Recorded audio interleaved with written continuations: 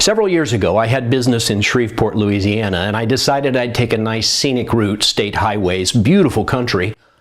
Just towards the end of the day, as things were getting dusky, I was coming around this big curve, and the grass was tall, pine trees, beautiful, beautiful time of day. But as I came around the curve, suddenly there was a guy on a trike, not a motorcycle, a tricycle, a big one, big orange flag on it. But because it was dusk, it scared the hell out of me. And I swerved, and honestly, I cussed, I flipped him off, and for about the next 10 minutes, I was jabbering to myself about this guy and what an idiot he was. Clearly, I was frustrated, a little frightened actually by the whole deal. So I get to Shreveport, check into my hotel, get some dinner. I'm watching the news that night. There's a story on the news about a disabled American vet. He's traveling the country on a tricycle, his only form of transportation. He's raising money for other disabled American vets.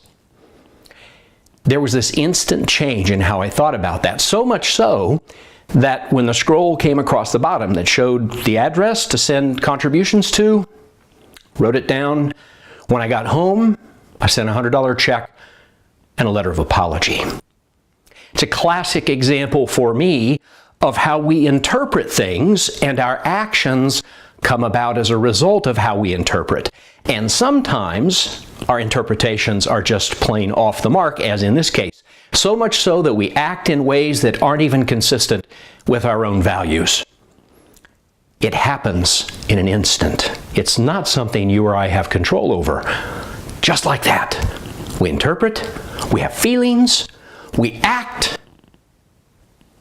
If you want better outcomes, you're going to have to start paying attention to those things and notice as they rise within you. It's the only way to be effective in the world.